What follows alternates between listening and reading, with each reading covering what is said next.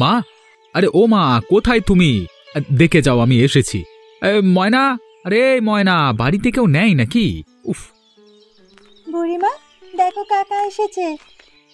ইরে বাপ, তুই হঠাৎ করে চলে এলি, আমাদের তো কিছু জানালি না। হ্যাঁ, বাড়িতে এসেছি গো। হঠাৎ করে এলাম, তাই তোমাদের জানাতে পারিনি। তোমার সাথে ইনি কে? এনাকে তো চিনতে পারলাম না কাকা। ইনি হচ্ছেন নতুন তোর কাকিমা, মানে তোর নতুন কাকিমা। মা, আমি বিয়ে করে এসেছি। হ্যাঁ, ওর নাম ঝুমা, ও আমার বউ।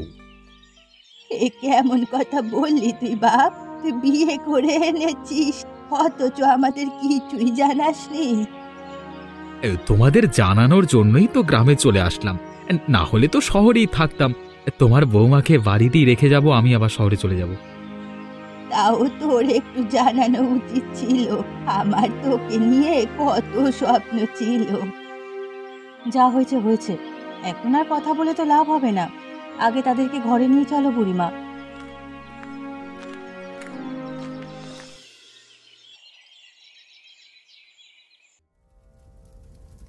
মা, আপনারা সবাই এখানে কাজ করছেন? দিন, আমাকে দিন, আমিও আপনাদের একটু সাহায্য করে দেই। এতক্ষণে তোমার ওটা সময় হলো? তুমি বাড়ির নতুন বউ, এখন থেকে সবার দায়িত্ব তোমার। সকাল সকাল উঠে ওই তুমি আমাদের জন্য নাস্তা তৈরি করবে, উল্টে আমাদের তোমার জন্য নাস্তা তৈরি করা লাগছে। আমাকে একটু সময় দিন মা, আস্তে আস্তে আমি সবকিছু তৈরি করে নেব। গতকালকে আসলাম, একদিনের মধ্যেই তো সবকিছু বুঝতে পারি না, আস্তে আস্তে সবকিছু বুঝে নেব। যে পারে সে একদিনেই পারে, যে পারে না সে 90 দিনেও পারে না। কাজ কাম বাপের বাড়ি থেকে কিছু শিখিয়ে পাঠিয়েছে নাকি?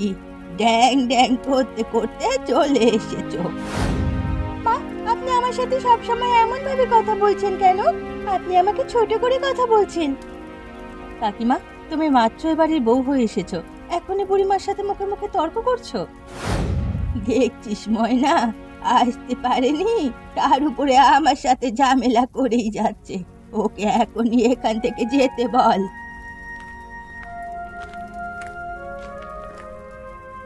দেখলে বুড়িমা, যেই না তুমি যেতে বলেছো অমনি চলে গেল, আমাদের সাথে কাজে হাত দিল না।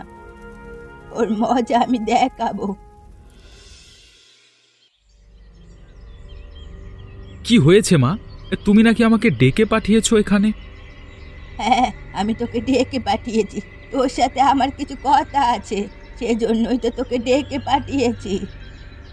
আমার সাথে কথা আছে সেটা তো বুঝলাম, তুমি তো ঘরে বসেই বলতে পারতে, এখানে ডেকে পাঠালে কেন? ময়না গিয়ে আমাকে ডেকে আনলো, আমি একটু শুতে চেয়েছি বিকেলে, কালকে চলে যাব আবার। কালকে তো চলে যাবে, এদিকে বিপদ যে আমার মাথার ওপর দিয়ে যাচ্ছে, সেই ব্যাপারে কি করবে? কোন বিপদ আবার তোমার উপর দিয়ে গেল? হ্যাঁ, তোমার বউ যে আমার কোন রকমের কথা শুনছে না, আমার সাথে আসা মাত্রই ঝগড়া লাগিয়ে দিয়েছে, সে ব্যাপারে কি করবে তুমি? ঝুমা তো আমার মেয়ে না, ও তো ঝগড়াটে না, কি বলছো তুমি? ও আচ্ছা, তোমার বউ ঝগড়াটে না? ঝগড়াটে হয়ে গেলাম এখন আমি? আমি মিথ্যে বলছি? আরে না না, আমি কখন বললাম তুমি আবার মিথ্যে কথা বলছো? আমার কথা বিশ্বাস না হলে ময়নার কাছে জিজ্ঞেস করে দেখ। বুড়িমা একদম ঠিক কথাই বলছে কাকা। কাকিমা বুড়িমার মুখে মুখে তর্ক করছে আর ঝগড়া করেছে, যেটা তার মোটেও করা উচিত হয়নি। আচ্ছা আচ্ছা, ঠিক আছে মা, নতুন নতুন এসেছো তো এখনো বুঝছে না, আমি ওকে বুঝিয়ে দেবো, তুমি চিন্তা করো না। আচ্ছা ঠিক আছে, তুমি এখন যাও, এটা বলার জন্যই তোমাকে ডেকেছি, ভালোভাবে বুঝিয়ে যাবে, না হলে কিন্তু আমার সাথে এ বাড়িতে টিকতে পারবে না। আচ্ছা ঠিক আছে, তুমি চিন্তা করো না, আমি সবটা দেখছি।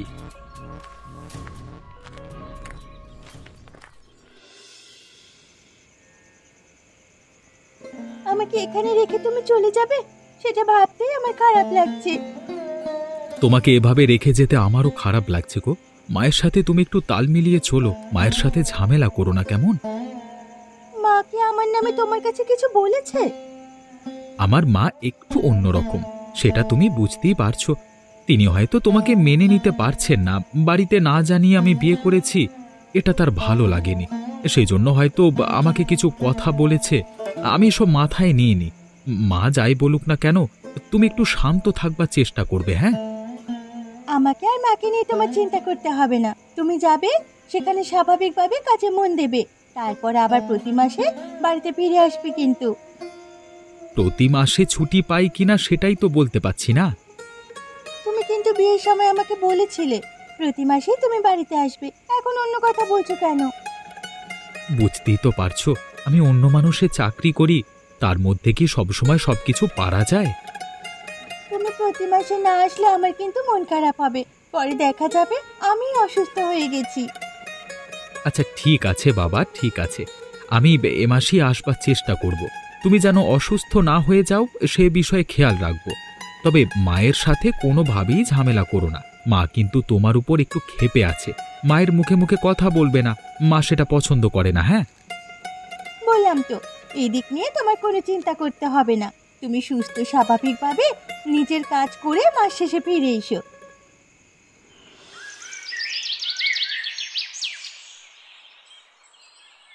বুড়িমা, তোমরা সবাই কোথায় গো? এদিকে এসো, তোমাদের কপাল পুড়েছে, তাড়াতাড়ি বেরিয়ে এসো গো।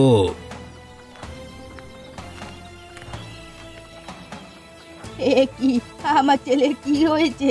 আমার ছেলে এভাবে হুইল চেয়ারে বসে আছে কেন? আমার ছেলের কি হয়েছে রে গোপাল? কি হলো গোপাল দা, তুমি কথা বলছো না কেন? কি হয়েছে আমার স্বামীর? কি গো, তোমার কি হয়েছে? আমি তো তেমন কিছু একটা জানি না। শহর থেকে একটি গাড়ি এসেছিল, বাজারে এসে টিটুদাকে নামিয়ে দিয়ে গেল। আমি দেখে বাড়িতে নিয়ে আসলাম। কি হয়েছে কাকা, তুমি কথা বলছো না কেন? বলো, কি হয়েছে তোমার? আমার কপালটা পোড়া গো। শহরে কাজ করতে গিয়ে একটা অ্যাক্সিডেন্ট, আমি পঙ্গু হয়ে গেছি। আর কোনোদিন হাঁটতে পারবো না বোধহয় গো।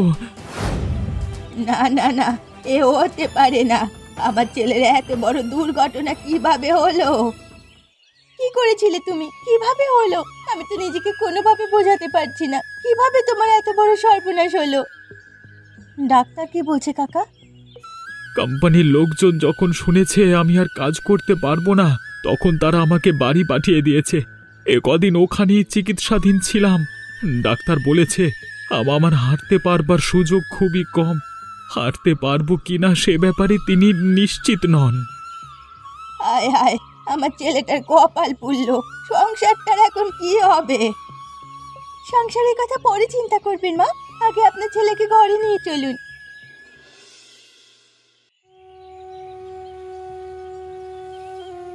বুড়িমা, তুমি এখানে বসে কাঁদছো? তোমার এত দুঃখ আমার মোটেও ভালো লাগছে না। কাঁদবো না তো কি করব? আমার ছেলেটার এত বড় একটা অঘটন ঘটে গেল, আমার মনটা কেমন করছে বোঝ। সবটাই তো বুঝতে পারছি, আমার এত কষ্ট হচ্ছে। আমারও তো কাকা হয় বলো। এসব চিন্তা বাদ দিয়ে বুড়িমা ভাবো এখন সংসারটা কিভাবে চলবে। কাকা তো আর কাজ করতে পারবে না, এতগুলো মানুষ। এতদিন কাকার টাকাতেই তো সংসারটা চলতো, এতদিন কোনো অঘটন ঘটলো না, হঠাৎ করে অঘটন ঘটতে শুরু হয়ে গেছে। এই ঘরটায় কেন এমনটা হচ্ছে বুঝতে পারছো না? কি বলতে চাইছিস? কেন হচ্ছে আমি তো বুঝতে পারছি না। এটা বুঝি তোমাকে বুঝিয়ে দিতে হবে? কাকা যে কাকিমাকে এনেছে, নিশ্চয়ই সে অলক্ষী, সেজন্যই এ বাড়িতে এমন অঘটন ঘটছে। এটা তো একদম ঠিক কথাই বলেছিস। এতদিন তো এ বাড়িতে কোনো ধরনের অঘটন ঘটেনি, হঠাৎ করেই অঘটনগুলো ঘটছে। নিশ্চয়ই ওই মেয়ে অলক্ষী। এতক্ষণে তুমি আমার কথা তাহলে বুঝলে। কাকাকে এদিক দেখিয়ে তুমি একটা ভালো জায়গায় বিয়ে দিতে, তাহলে ভালো হতো। শহর থেকে কাকে না কাকে ধরে নিয়ে এসেছে। এখন তো আমি কিছুই করতে পারছি না, কি করব সেটাই তো বুঝতে পারছি না। সংসারটা কিভাবে চলবে বলতো? কিভাবে আর চলবে সেটা তো আর আমি জানি না। তোমাদের এখানে থাকাও তো এখন ঝামেলা হয়ে যাচ্ছে মনে হচ্ছে। বাবা মায়ের কাছে চলে যেতে হবে। তোর বাবা মা তো চাকরি করে, সেখানে গিয়ে কিছু টাকা আনলেই তো হয়, সংসারটা চলবে। আমাদের টাকায় সংসার চলবে না, আমরা চলতে পারি না, বিধায় আমি এখানে থাকছি। যেভাবে হোক ওই অলক্ষীকে বাড়ি থেকে বিদায় করতে হবে, না হলে এ বাড়িতে আর শান্তি আসবে না। কি হয়েছে গো বউ? তুমি এখানে এভাবে মন খারাপ করে বসে আছো কেন? আমি অসুস্থ হয়ে গেছি সেজন্য মন খারাপ করছো তুমি? না না, তুমি অসুস্থ হয়ে গেছো সেজন্য আমি মন খারাপ করিনি। তুমি অসুস্থ মানুষ, তোমার জন্য আমার মন খারাপ করব কেন? নিশ্চয়ই এখন তোমার এখানে থাকতে আরো সমস্যা হচ্ছে। আমি অসুস্থ হয়ে গেছি, আমার মতো একটা মানুষের সাথে সংসার কিভাবে করবে বলো তো? তোমার তো জীবনে কিছুই হয়নি, তুমি চাইলে এখান থেকে চলে যেতে পারো, নতুন করে বিয়ে করো, আমার কোনো সমস্যা নেই। আমি চাই না আমার সাথে জীবনটা জড়িয়ে তুমি খারাপভাবে তোমার বাকি জীবনটা পার করো। এসব তুমি কি বলছো? আমি তোমাকে ভালোবেসে বিয়ে করেছি। তুমি সুস্থ থাকো আর অসুস্থ থাকো সেই সব দেখে নয়। এসব কথা তুমি কিভাবে ভাবতে পারলে? এটা অবশ্যই আমার দায়িত্ব তোমাকে বলবার। আমি বলেছি তোমার যেটা ভালো মনে হয় সেটাই করো। আমি এসব কথা ভাবিনি, এই জন্য মন খারাপ করিনি। সংসারটা কিভাবে চললো সেসব নিয়ে অনেক কথা হচ্ছে। মা এবং ময়না আমাকে অলক্ষ্যে ভাবছে। আমি আসছি তোমাদের এখানে, অনেক ধরনের ঝামেলা হয়েছে, আমাকে এ বাড়িতে তারা রাখতে চায় না। ও আচ্ছা, এই ব্যাপার। তাহলে এটা তো আমি জানতাম না। যাই হোক, তুমি এসব নিয়ে মন খারাপ করো না, হ্যাঁ? এসব নিয়েও আমি মন খারাপ করছি না, তবে তাদের যে চিন্তা সেটা তো সত্যি। আমি কিছু একটা করতে চাচ্ছি, তুমি একটু মায়ের কাছে শুধু বলে দাও। তা চাইলে তুমি করতেই পারো। তুমি তো শহরের মেয়ে, সবকিছু সম্বন্ধে ধারণা আছে। আচ্ছা ঠিক আছে, আমি মায়ের সাথে কথা বলে দেখি। তুমি গিয়ে মাকে এখানে ডেকে নিয়ে আসো।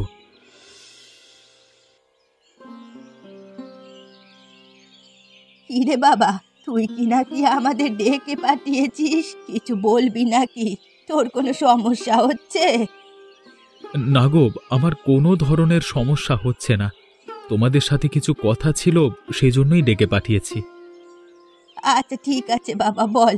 আমরা তো এসেছি, কি ব্যাপারে কথা বলতে চাচ্ছিস বল। সবকিছু চিন্তা করে দেখলাম আমি তো অসুস্থ, কিছুই করতে পারছি না। ঝুমা শহুরে মেয়ে, এর আগেও অনেক কিছু করবার চেষ্টা করেছে, নিজেও কিছু করেছে, কখনোই বসেছিল না। শিক্ষিত মেয়ে, আমি চাচ্ছি আমাদের সংসারের হালটাও ধরুক ও। এটা আবার কেমন কথা বলছিস তুই? মেয়ে মানুষ হয়েও কিভাবে সংসারের হাল ধরবে? পাগল হয়ে গেছিস নাকি? আমি পাগল হয়ে যাইনি, সবকিছু ভেবে চিন্তেই আমি বলছি। কাকিমা কাজ করবে, গ্রামবাসী সবাই কি বলবে কাকা? ময়না, তুই এখনো বড় হোসনি। বড় মানুষের কথার মধ্যে তোর কথা বলার দরকার নেই, শুধু কি বলে সেটা শুনতে থাক। ছোট মানুষ হয়ে ছোট মানুষের মতো কথা বল, বড় বড় কথা বলিস না তো। আমি মায়ের সাথে কথা বলছি, তার মধ্যে তুই নাক গলাচ্ছিস কেন? অত খারাপ কিছু বলেনি। তোমরা যেহেতু এটা মানছো না, তাহলে নিজেরা যাও, মানুষের বাড়ি কাজ করে তারপর টাকা নিয়ে এসো, তারপর সবাই মিলে খাবো। কি বলছিস? আমি মানুষের বাড়িতে কাজ করব? তাহলে আমি যেটা বলছি সেটা মেনে নাও, এটার বিরোধিতা করো না। ঝুমা যেটা করতে চাচ্ছে সেটা করতে দাও। আমার কথা তো আর শুনবি না, এখানে কিছু করারও নেই। তোদের যেটা ভালো মনে হয় তোরা তাই কর, তোর বউ।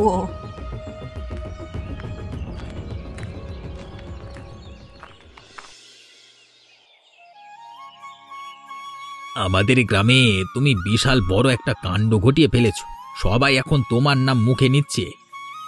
সবাই আমার নাম মুখে নিচ্ছে সেটা আমি ভালোভাবেই জানি, কিন্তু কেউ যে ভালোভাবে নিচ্ছে না সেটা বুঝতে পারছি। আমাদের গ্রামের মানুষ কেউ কারোর ভালো দেখতে পারে না, মেয়েদের ভালো তো কেউই দেখতে পারে না। সবাই মেয়েদেরকে নিয়ে আজে বাজে কথা বলে। তুমি মেয়ে মানুষ হয়ে দোকান দিয়েছো, সেটা নিয়ে অনেক কথা হচ্ছে। ওসব কথা আমি কখনো ভয় পাই না। আমার বাড়িতে তো কেউ খাবার তুলে দিচ্ছে না। তোমার দাদা অসুস্থ হয়েছে, বেশ কিছুদিন ধরে গ্রামের সব মানুষ সেটা জানে। কই, কেউ তো একবারও খবর নিতে আসলো না পর্যন্ত। আমরা খেয়ে আছি না না খেয়ে আছি সে ব্যাপারেও কেউ জানে না। আমাদের যেহেতু কেউ সাহায্য করতে আসেনি, তাহলে তাদের কথা আমরা কেন শুনবো? গ্রামের সবাইকে তুমি উচিত জবাব দিয়েছো, এটাই করা উচিত ছিল। এখন থেকে এই হোটেলটা তুমি আর আমি মিলে সামলাবো। ভালোই হয়েছে, তোমার জন্য আমারও একটা কাজ হলো। এর আগে আমি বেকার ছিলাম, ভালো কাজ খুঁজে পাচ্ছিলাম না। আস্তে আস্তে গ্রামের সব ছেলে মেয়েদের কাজের ব্যবস্থা করব আমরা, দেখে নিও।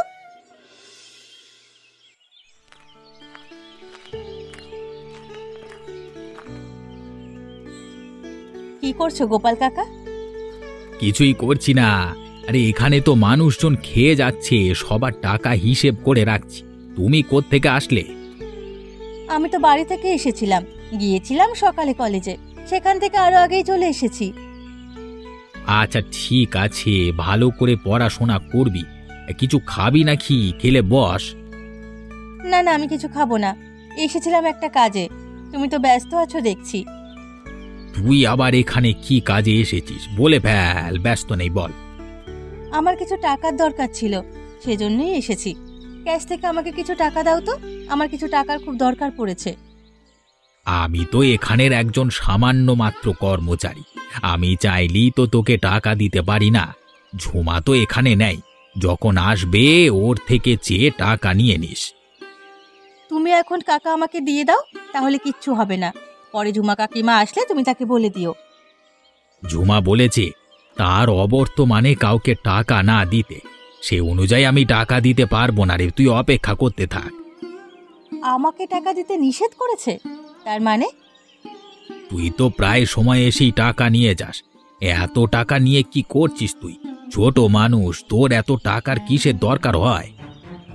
গোপাল কাকা, তুমি ভুলে যেও না আমাদের এখানে কাজ করো তুমি।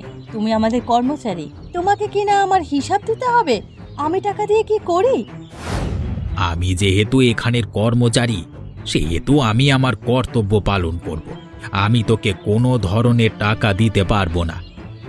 এখান থেকে চলে যা। ঝুমা টাকা দিতে নিষেধ করেছে কাউকে, যা।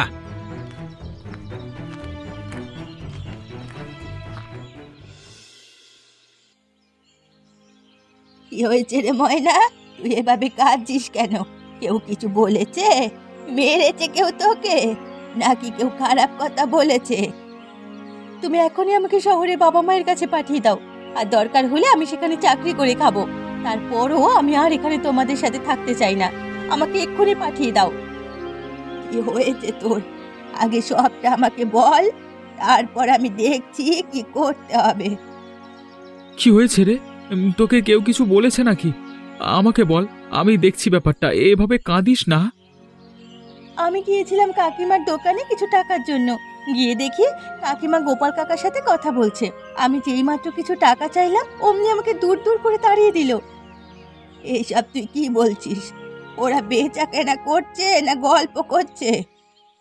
দেখে তো সেটাই মনে হলো, দুজনে খুব গল্প করছে। কলেজে আমি ঠিক মতো যেতে পারি না, সবাই কাকিমাকে নিয়ে আর গোপাল কাকাকে নিয়ে নানান ধরনের কথা বলে। অনেকেই তাদের একসাথে একই জায়গায় খুব কাছাকাছি বসে কথা বলতে দেখেছে। তোকে এত করে বলেছিলাম রে টিটু, বউকে দিয়ে কাজ করাস না। গ্রামের মান ইজ্জত আমাদের আর কিছুই থাকলো না। তোর বউ কি সব করে বেড়াচ্ছে রে? এসব আমি কোনোভাবেই বিশ্বাস করি না। তোমার যদি তেমনটাই মনে হয় তাহলে তুমি এখানে বাড়িতে বসে থাকো কেন? তুমি দোকানে যাও, গিয়ে দেখো কি করে। ঠিক আছে, আমি আর এখানে বসে থাকবো না। দোকানে গিয়ে সব বেচা কেনা আমি করব। ওদের বসিয়ে রাখবো, দেখে নিস। ময়নাও যাবে আমার সাথে। কালকে থেকেই তাহলে শুরু করে দাও।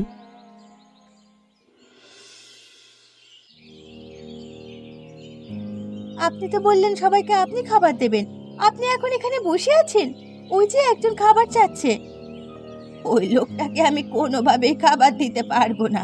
দেখে মনে হচ্ছে যেন ভিখারি। কেন এসেছে এখানে? দেখে তো সেরকমই মনে হচ্ছে। মনে হচ্ছে টাকাও দিতে পারবে না।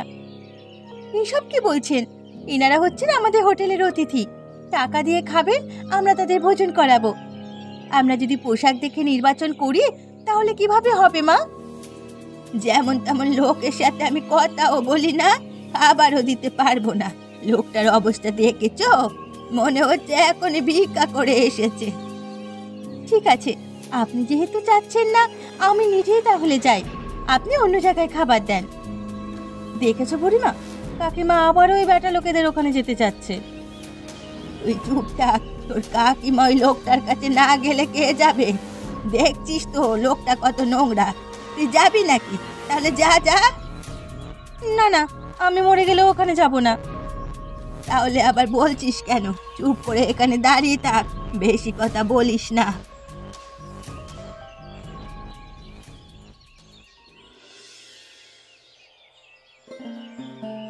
আমার পোশাক আশাক দেখে আপনাদের হয়তো একটু আজব লাগতে পারে। হয়তোবা আপনারা আমার পোশাক নিয়ে কথা বলছিলেন। আরে না না, তেমন কিছু না। আপনি আমাদের অতিথি, আপনাকে ভোজন করানোর দায়িত্ব আমাদের।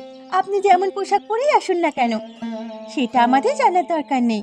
আমাদের এখানে যদি পয়সা না থাকে, গরিব ভিক্ষুক সবাই এসে খেয়ে যায়। আমরা সেসব নিয়ে বিচার করি না কখনো। যাই হোক, আমি গরিব বা ভিক্ষুক নই। আমি এসেছিলাম এখানে একটা কাজের জন্যই আমি এমন পোশাক পরতে বাধ্য হয়েছি। বড় একটা কোম্পানির কাজ ছিল, লোকগুলো যাচাই বাছাই করবার জন্য এই বেশে বসেছি আর কি। তবে আপনার হাতের রান্না খুবই ভালো। আমি আপনাকে নিয়ে সামনে কাজ করতে চাই। আপনি আমার সাথে কি ধরনের কাজ করতে চান? আপনি তো খুবই ভালো রান্না করেন। আমার লোকেরা এই গ্রামে এমনিতেই একটি বড় প্রজেক্টে কাজ করে। আপনার এই রান্নার রেসিপি যদি আমাদের কাছে বলেন এবং নতুন যতগুলো রেসিপি আছে প্রত্যেকটার জন্যই আলাদা আলাদা টাকা আপনাকে দেওয়া হয়, বিশাল পরিমাণ টাকা, যেটা আপনি কল্পনাও করতে পারবেন না। এই লোক কি বলছে? আমি এই লোককে গরিব ভেবেছিলাম, এই তো এত বড় বড় লোক। আমি আপনাদের প্রস্তাবে রাজি আছি। আপাতত এই টাকাগুলো আপনাকে আমি দিয়ে গেলাম, বাকি টাকা পরে এসে দিয়ে যাব এবং রেসিপিও নিয়ে যাব।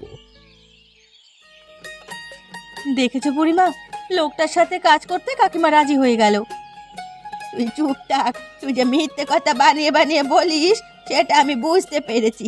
আমার এই বউই তো সবকিছুর হাল ধরেছে এখন, না হলে তো সংসারটা ভেস্তে যেত। তোরা শহরে গিয়ে কাজ করে খাওয়া লাগতো, বৌমার টাকাতেই তো সব হচ্ছে। আমি এতদিন বউকে ভুল বুঝেছি, তুমি আমাকে ক্ষমা করে দাও। আপনার কথায় আমি কিছুই মনে করি না। আপনি তো আমার মাই হন। এই যে টাকা আছে, এই টাকা দিয়ে আপাতত আপনার ছেলেকে আমি উচ্চ চিকিৎসা দেওয়ার ব্যবস্থা করব। আপনারা যদি এত সুন্দর সুন্দর গল্প আরো দেখতে চান, তাহলে অবশ্যই আমাদের চ্যানেলকে সাবস্ক্রাইব করে বেল আইকনটি ক্লিক করবেন। ধন্যবাদ।